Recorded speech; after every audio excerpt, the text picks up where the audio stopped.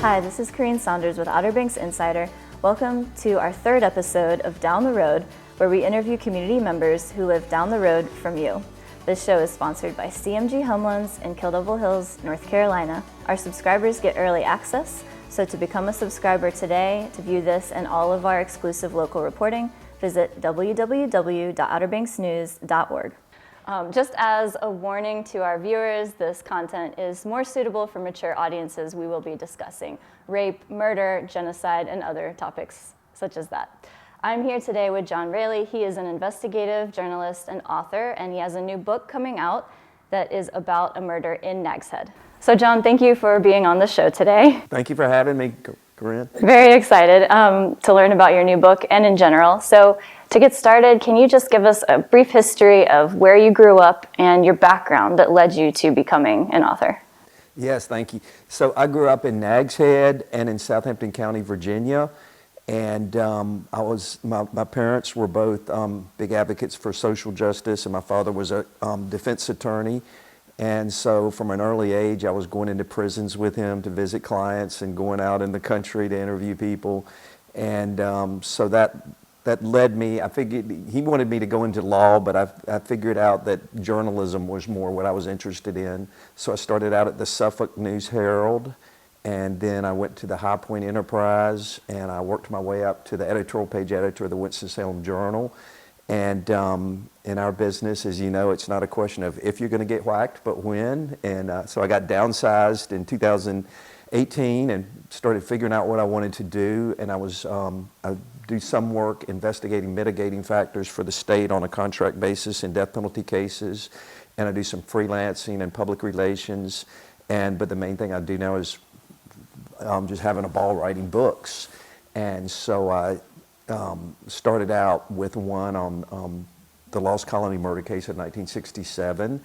And before that, I'd written a book about some experiences I had in journalism, making North Carolina the first state to compensate victims of forced sterilization.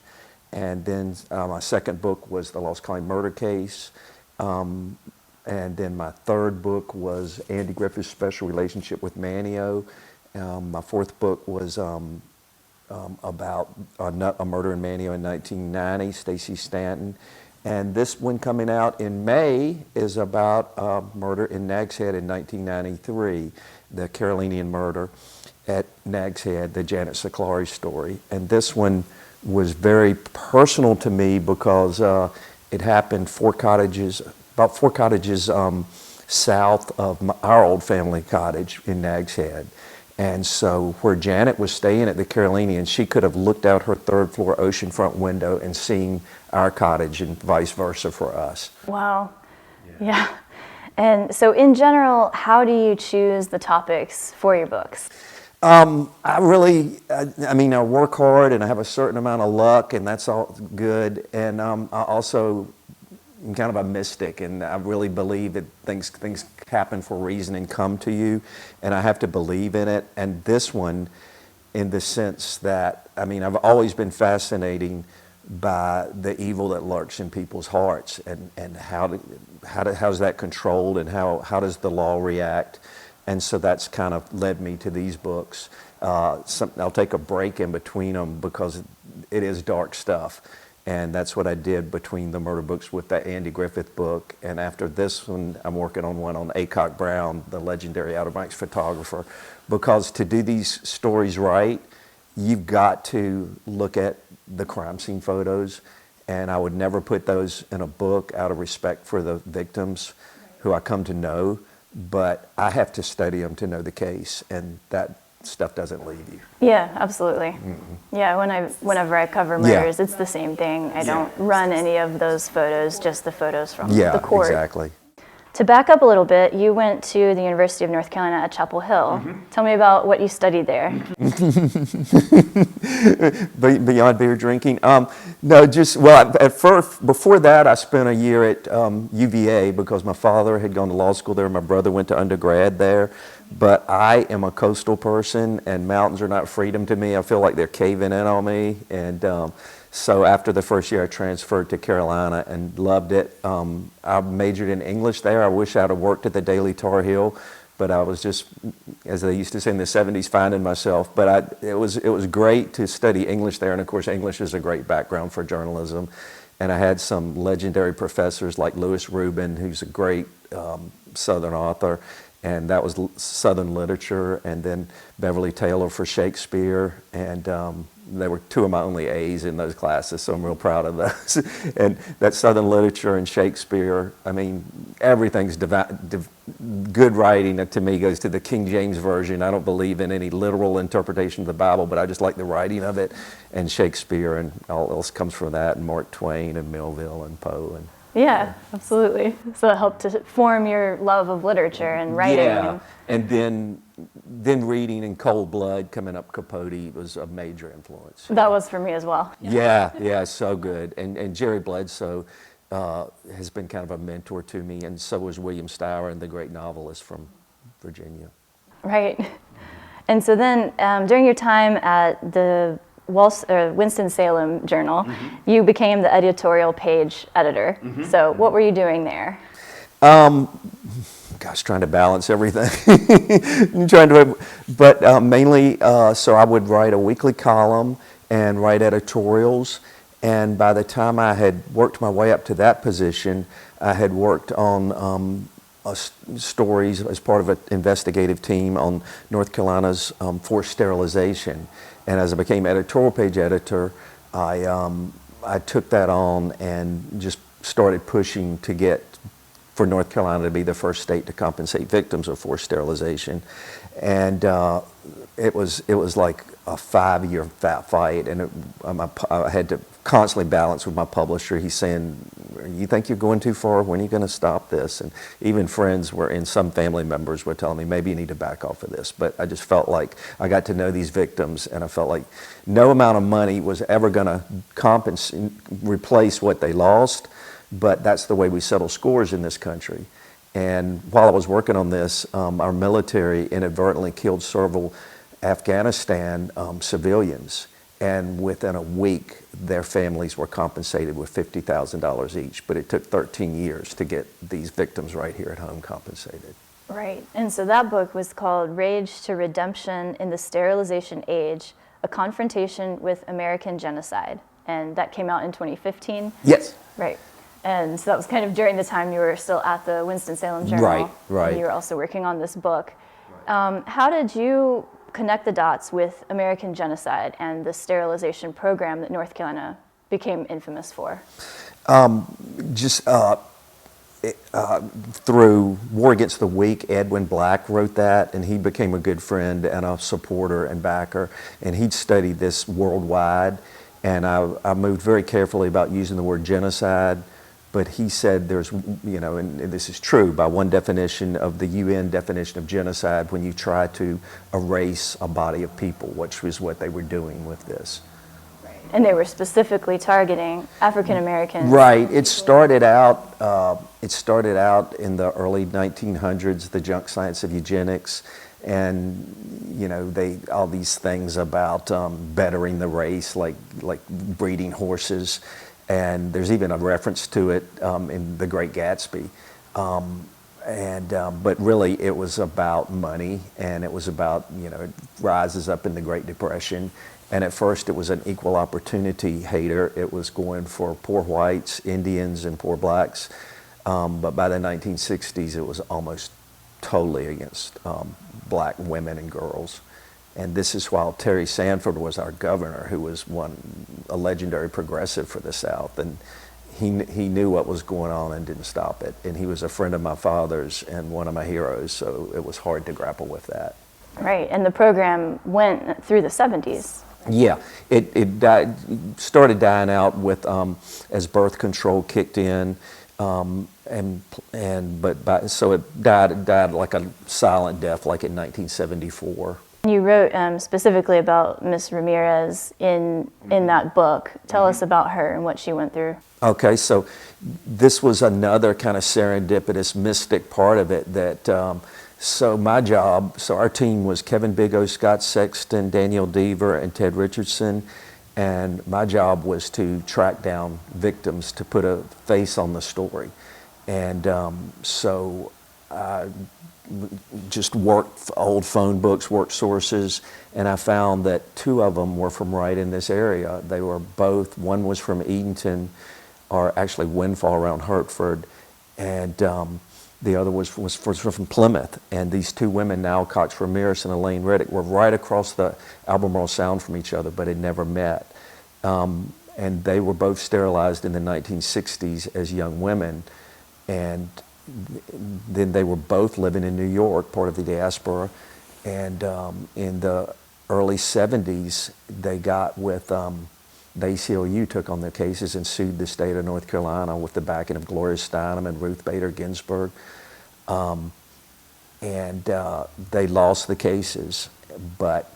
So I found the transcripts of those cases, and I tracked these women down, and both of them were like with Elaine, we flew to, Ted Richardson, the photographer on this, we flew to Atlanta to interview Elaine, and she'd just been waiting for all these years to tell her story. And so just an amazing, like we're sitting in a hot apartment, small apartment, and interviewed her for like 5 hours. And then we tracked down the Nile, and it was a similar effect. So they've just been waiting to tell this story to the world, and that led to finding more victims, survivors. And eventually that did lead to them going back to court, right? They didn't go back to court. What happened was the state of North Carolina, we started working it through the legislature, and there was a representative who was my friend, a state representative from Winston-Salem, Larry Womble, that would bring up a bill each year, and he would get nowhere. And this was when the Democrats controlled the governor and both chambers, but the Democrats were just giving lip service to it. And then, of course, that changed in North Carolina, and the Republicans gained control. So Larry and I hit on this strategy. Actually, Larry conceived it, and I followed his lead, and by that time I was on the editorial side, so I could do this. But we said, look, Republicans believe in sanctity of life and small government. Let's say, y'all believe in this. These people need to be compensated. So I worked with Tom Tillis, who was the leader of the state house then, and of course now a U.S. Senator, and he's a Catholic, and I appealed to his Catholic side of the sanctity of life, and he became an advocate for this, and Larry did. And in the course of this, Larry was almost killed in a car wreck, and I would sit by Larry's bed, and we would talk strategy. So finally, Tom Tillis got it through, and instead of a bill, he put it in the budget. So his members, you know, they might not go for it in a bill, but if there were things in their budget, in that budget that they needed, so it got through. Mm-hmm. And we were the first state in the country to do it, and after that, Virginia, and I think Oregon followed. And so that book, and then the Brenda Holland, Stacey Stanton, and Janet Siclari, who's coming out soon. Mm-hmm. Mm-hmm. The theme for all of these is injustice to women, particularly. Tell us about what really prompted you to pursue these stories. Again, growing up in my background, my father's experience as a defense lawyer, and my mother went to Guilford, and from a Quaker background. My father was from a Quaker background too, so that strong sense of social justice. And my wife is, her ancestors were, survived the pogroms in Eastern Europe. And one of her great-great-great-grandfather was Moses Bayuk, who led hundreds of Jews out of Eastern Europe and set up on a colony in New Jersey in the late 1800s. So if it weren't for Moses Bayuk, my wife wouldn't be here. I mean, he saved like hundreds of people. And so that was a big influence in my wife's teachings about what she's told me about Moses Bayuk, and that prophetic name Moses. So, yeah, and I have one late sister and one living sister. My mother and my wife are all strong women, and there's a lot of injustice to men, especially poor men, but probably more to women. And this is all about being the voice for the voiceless, and especially when they're gone, to fight for that justice. And so with Brenda Holland, she was originally from the mountains of North Carolina. Mm-hmm, mm-hmm. She moved here to work at the Lost Colony mm-hmm. in the play, mm-hmm. right? And then with Stacey Stanton, she moved from New Jersey to work here as well. Mm-hmm. And they both had this in common, that they were not from this area, but they came to this area and they met their end very tragically and brutally. And in both of those, the book titles that you had, Seeking Justice for these two, you feel like over the course of your investigation, by the end of the book, you're kind of pointing to who you believe did it, right? Tell us a little bit about that process of finding out, like, okay, this is the person that committed this atrocious crime. Yeah, just tons of interviews. And when I was working on the, I call it the Brenda book and the Stacy book and the Janet book and the Andy book, but as I was working on the Brenda book, so, you know, I grew up in Nags Head culture, and that's one thing, but as you know, Roanoke Island, that's very insular even now, and they just don't let outsiders in. But I kept working at it, and they began to let me in. One of them was just this amazing, he's become my muse, so I worked my way through a Byzantine construction thing to find him one day, and he was just wild. We began the interview. I thought he might have a connection to autopsy pictures of Brenda, which we were trying to find. And he didn't have those, but he said, one of the main suspects in Brenda's case was Danny Barber, who worked at the Lost Colony with her. And he said, this is very emotional for me. Danny Barber taught me to water ski. And my wife and I are just sitting there and our jaws dropped. And then he just went on and on. So all these doors started to open. I found, luckily, a lot of people were still living then. And the Holy Grail was soon after I got into this, I got through a source, the SBI file on it, which was 400 pages. And it had seances, Ouija boards, a shallow grave. This is the 1960s, so I knew I had to write it then. And as you know, we protect our sources. The person that gave me that could get in big trouble. But right. I'll go to jail. I'd be scared to death to go to jail. But that's what we do. I'd go to jail to protect any source. Right. And so with all of these. None of the murders were done with guns, actually. So tell us a little bit about the search for knives or just, the other methods of death that you were dealing with. Because nowadays, it's so common for a gun to be involved. And for these particular cases, that wasn't how they died. Right. And one thing I did want to go back quickly, going back to how I got into these. I mean, the sources are everything. And with Brenda, her little sister Kim, and her brother Charles, and her big sister Ann, they became my friends, and they're just the best family. And with and Claudia, Dottie Fry, who was married to one of the suspects, Claudia Harrington, became a good friend, and she was, because her mother was married to this guy that was a horrible person, that's one of the suspects. She's become a good friend. And then in the Stacy Stanton story, her family, her brother Ed, and his wife Sharon, just amazing good people that helped open the doors. So that's very important.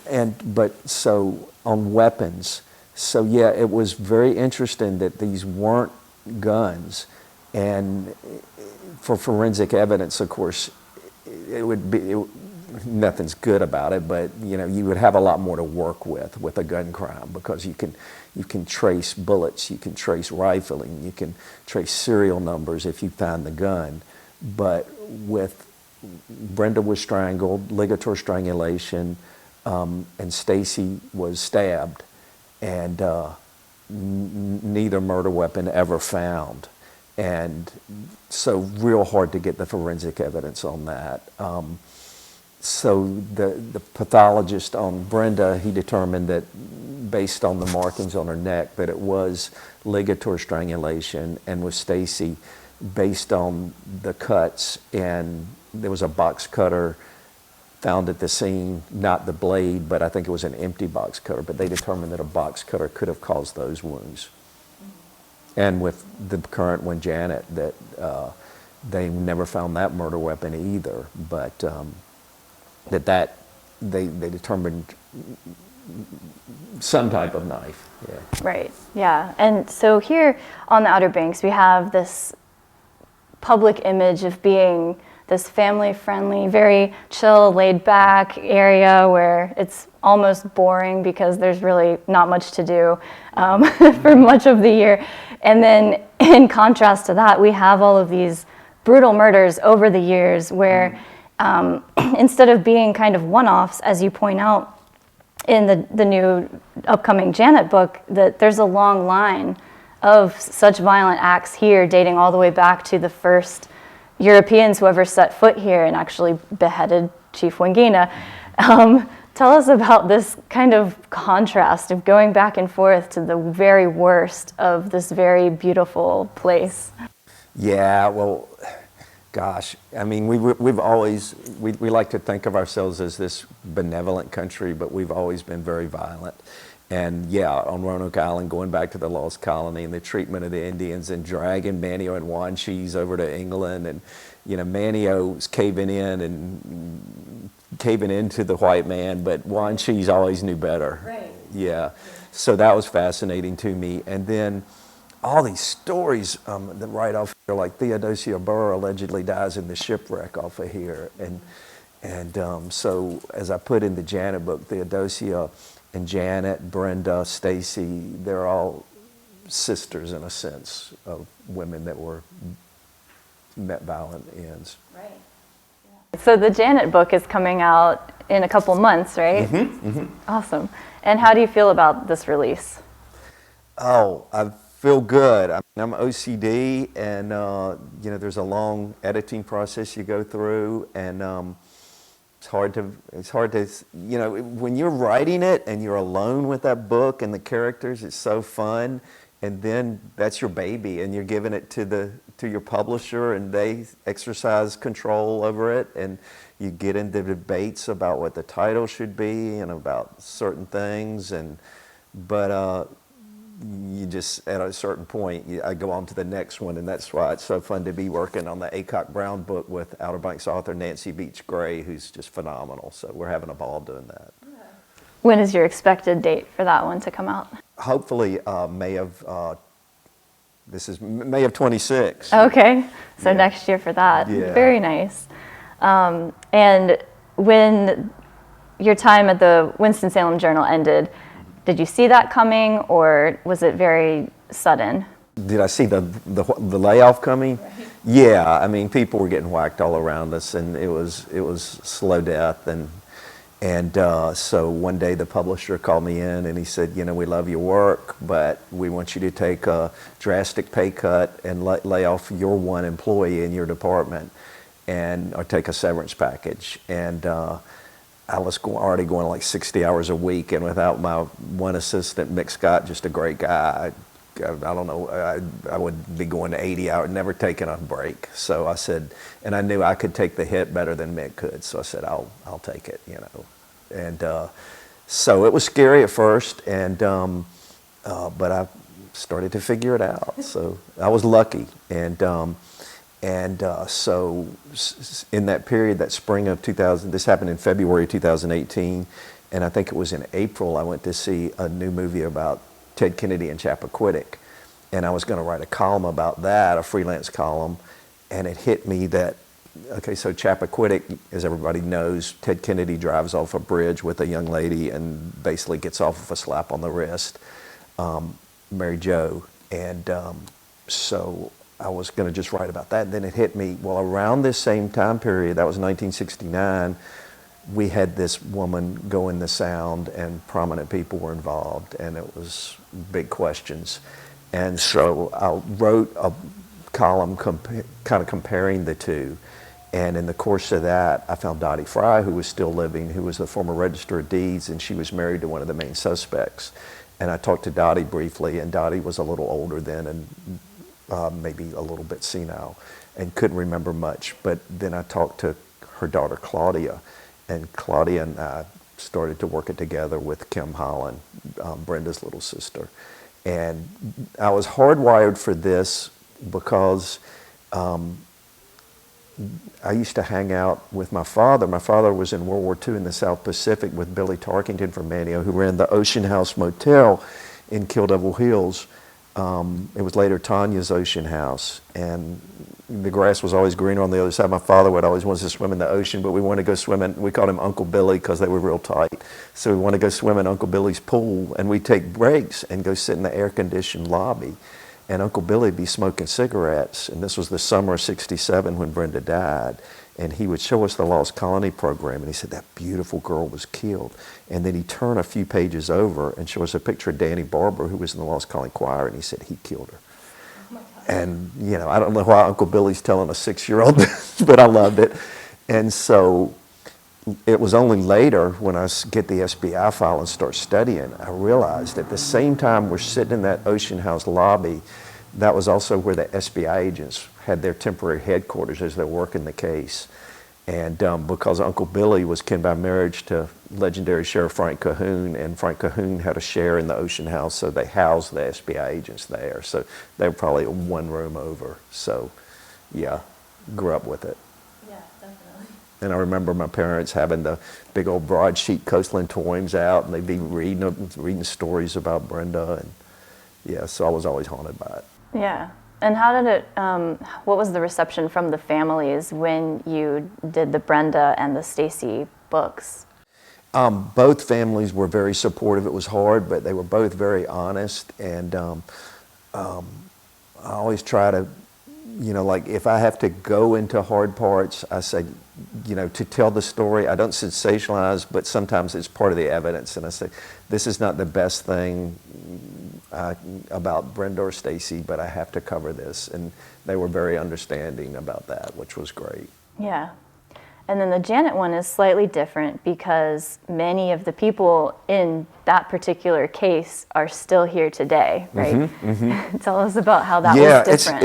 It was an amazing case in that, okay, so it's at the Carolinian, and the Carolinian is like a character in itself in the book. And I grew up in the shadow of the Carolinian. We'd sneak over to that pool and swim, and it was, oh gosh, it looked like something out of old Cuba. It's a McMansion's there now, right beside where the Ocean's condos are. And had beautiful wood walls and rattan furniture, and so by the 1990s, so it was built right after World War II, that booming generation, and it was just a setting for all kinds of statewide meetings, and fox hunts started there, and the Pirates Jamborees would be launched from there, and so it was just a grand old lady. But by the 1990s, it was like an old gray lady trying to dance and not doing too well at it, but it still had a certain charm to it, and it was hanging on. So Janet and her friends had been staying at Southern Shores for the week, and they decided, and Janet, these are nice yuppie people, Janet's an ultrasound technician. Yeah, and she was from New Jersey and was just here on vacation. Right, they were just here for a week. And so during the course of that week, they would play volleyball at the Carolinian. So the day they checked out was a Friday. I don't know why it was a Friday to Friday rental, because usually they're Saturday or Sunday to Sunday, but it was. And they were in Southern Shores, and they weren't scheduled to fly out till Saturday. So they said, well, let's go stay at the Carolinian. We like that.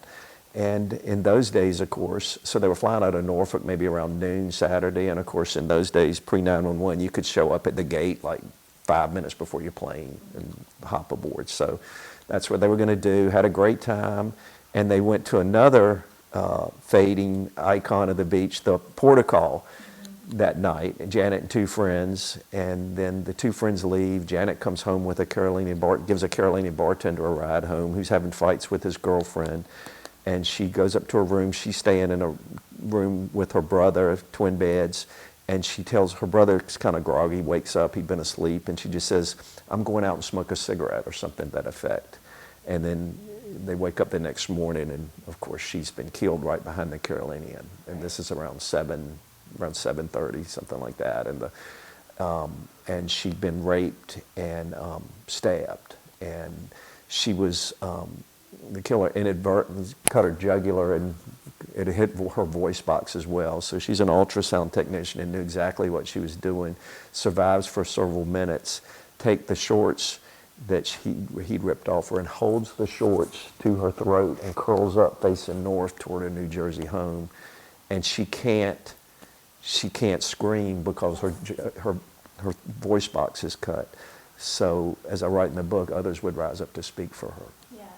And this is just as, and meanwhile, Hurricane Emily is scheduled to, this is early Saturday morning, Hurricane Emily is scheduled to come Tuesday, so that mandatory evacuation, so that gives witnesses and maybe even the killer license to flee. Yeah, there's just chaos in preparation for the storm, so. And, it was a weak crime scene anyway, but they yellow taped it off, but it had been a busy day that Friday afternoon before, so just tons of footprints through there.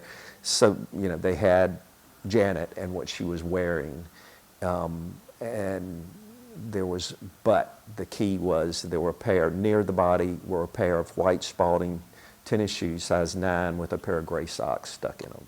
Yeah, and you mentioned this was kind of known as a Cinderella case. Yeah, where I didn't trying to coin find that, the shoes. But others that studied the case coined that. But yeah, it was a Cinderella case. If they could match those shoes, they figured maybe they'd have the killer.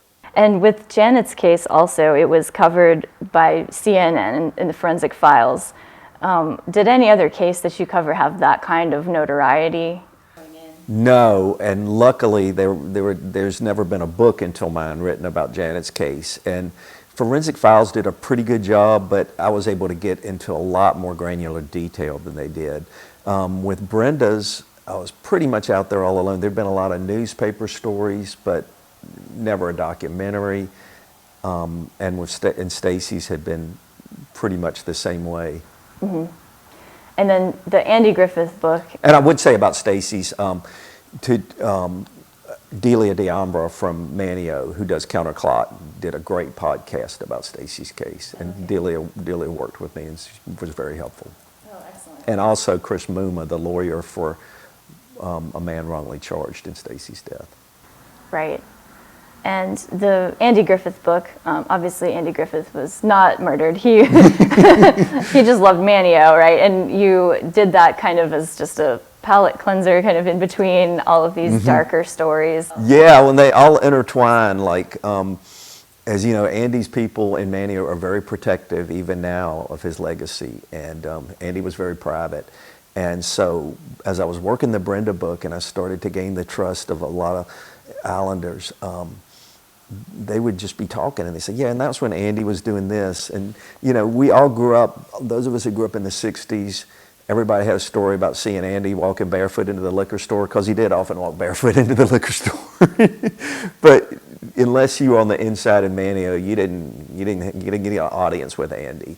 There were several different Andys. He did so much for that island that still survives to this day. That's one reason Roanoke Island, especially Manio, is not mommicked up like so much of the rest of the Outer Banks, because of what Andy did. But he could be very protective of his privacy. And so, but the interesting thing, so by 10 years after his death, he died in 2012, they were ready to talk, so they started telling me all these Andy stories. And at one point, his good friend Quentin Bell, just a great guy, Quentin, I was talking to him on the phone, he said, I might have some photos or something. So I went and visited with Quentin at his house on the north end, and he pulls out 4 or 5 huge scrapbooks and just tons of pictures of Andy that nobody had ever seen. Andy hunting, Andy drinking, Andy out on his boats, Andy with buddies. So it was just a ball. And then I talked to the late Ray White, who was very great, a banker down here, who's passed, unfortunately. I was so lucky in that I got to talk to Ray before he died. I got to talk to Della Bass Knight before she died. And Della was just great. Everybody knows Della here, Mark Bass Knight's sister. And Della had been an actress too. And as somebody told me, they said, Della was one of the few people that could get to Andy and get him to listen to her, because he made her laugh, and she made him laugh, and she talked straight to him. Like after Andy divorced his first wife, Barbara, and everybody had loved Barbara. She was in The Lost Colony too. In fact, they thought Barbara would become the star, not Andy. So after they divorced, Andy was going around Manio talking trash about Barbara, and everybody loved her. And Della Bass Knight said, "You quit it, don't you do it." And he quit it. Yeah, Della died, had I think an aneurysm at the Fresh Market in Nags Head a few years ago. And Ira David Wood, just a classic guy who was former director of Lost Colony, great actor himself. He wrote a beautiful obituary, and in following her irreverent, funny style, he said, "I'm sure she regretted that she didn't have a chance to get her hair done before this happened." Oh, and so you spent your formative years, you said, in Nags Head particularly, and now you split time between Kitty Hawk and High Point. And what has just the local reception been to your books and just to you in general in this area, would you say? Oh, it just feels really good, and so supportive, just as you are. I mean, I've just got, this is where my heart is, and Jamie Hope Anderson at Downtown Books in Manteo has just been great in promoting them, and all the bookstores. It's just good people, and it feels good. I mean, this is what I always wanted. This is what I always dreamed of doing and always wanted to do. So it's a good feeling. What should people know about your forthcoming book? Oh gosh, just that. Okay, so we were talking a little earlier about, so Emily's coming in, and this is his DNA is just being developed. So they work the case hard. The Carolinian bartender is just, he can't keep his mouth shut. You're like, get a lawyer, man, as they say in the TV shows, lawyer up. But he just keeps talking, and he was having fights with his girlfriend that night. At one point, he dramatically, and he was living like right west side of the beach road near the Carolinian. And at one point, he's waiting for his girlfriend to get home, who lives at the Carolinian. And he gets some pepperoni out of his refrigerator and a knife and sits out in the parking lot waiting for her, cutting up the pepperoni. You know, that's just such a famous scene. So they're getting nowhere. And then, so just again, great sources. Tom Gillum, who's a retired Nags Head police detective who worked the case. He was great and just helped me so much with recreating it. And John Graham, who's a retired lawyer now, Chief District Court Judge Robert Trevette was an ADA on it, just very helpful. And so they're getting, and Tom had taken courses from this investigator, Don Rabin, and who just is a consultant basis kind of thing. So they got Don Rabin in to interview the Carolinian bartender, and they go round and round. And when Don Rabin finishes, he walks out and tells the investigators, the local investigators, he said, "Boys, I don't think he did it." And he said they weren't real happy with me, but he said they had the good graces and the good sense not to get in tunnel vision, right, as happened with Stacy's case, right, and with Brenda's case. So this case is, everything was clicking right. I mean, you know, some mistakes made, as in all cases, but you had, I mean, the guy ultimately charged in Janet's case had the correct guy. Yeah, yeah. Well, I don't want to give everything away, but so the guy ultimately charged had John Graham and Mike Sanders as attorneys, both great. And on the opposing counsel, you got Robert Trevette and Amber Davis. Amber Davis, now a judge too, who were the stars of that DA's office at that point. And so it was just a classic confrontation. And all these people are friends, but they would battle it out like crazy in court under Judge Jerry Tillett, no holds barred except for whatever Tillett what holds he would call. And just an amazing case. The thing about the guy charged is this is his DNA's developing, and he was never a suspect whatsoever, right, and would never have been charged if he hadn't violated his probation on an indecent liberties case for smoking weed and got sent back. And this is in the early 90s. His blood's taken, and it's one of the first cold case hits in North Carolina, and so they get it. And yeah. So it was one of the first times in the whole state when DNA played such a pivotal role in a case. Yeah, it's amazing. I mean, this is his DNA is just being developed, and this is as the statewide. What would become CODIS, the state was calling theirs CODIS 2, but CODIS is really more accurately referring to the national database. And this didn't go into the national database, but rather North Carolina's version of it, which was the state database. Yeah. Yeah, and so Tom Gillum and SBI agent Donnie Varnell go and talk to the suspect, and so that's pretty dramatic too. Yeah. Right, and then this case, they made an arrest, whereas with Brenda Holland and Stacey Stanton, in Stacey's case, they did make an arrest, but it wasn't the guy who actually murdered her. And so both of those cases were very different responses by law enforcement as opposed to this one. And how did that work with you, just as you interview law enforcement, you know, well, for early these on, books? like with Tom never came out and said it, but I suspected he probably knew about my other work. And that in those cases, I've been kind of hard on the police, but eventually he came to he's been so helpful and all. So I'm really thankful for that. And then John, I knew through John's sister used to, my sister, I worked at the Seafair with his sister, and in fact Stephanie lived at our cottage one summer with my sister Mimi. They were both hostesses at the Seafair, and I waited tables there, so I reached out to John, Stephanie's brother, and he became very helpful, and yeah, so it was all just sources, everything. Right. Yeah. And you just, you know, explaining that you're just covering each case as it happens, Yeah, as yeah. the facts align and or Yeah. didn't align. I mean, it was just so chilling, and then I was able to get inside, you know, as you know, the portico's still sitting right there, and it's been for sale for several years, so the owner was nice enough to let me get inside last September, and so to go in there, I mean, I could feel Janet right there with us. That was the last place Janet went while she was still alive. Yeah, and the portico had never been my scene. It was like when I was little, we went there, and I think my grandmother almost choked on a fish bone, so that was kind of a bad memory of it. She was all right, but it was scary.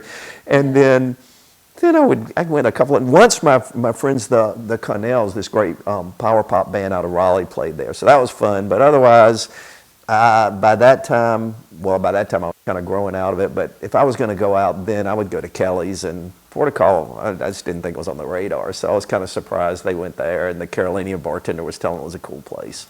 Yeah. Wow. Well, anything else that you want people to know about your books in general?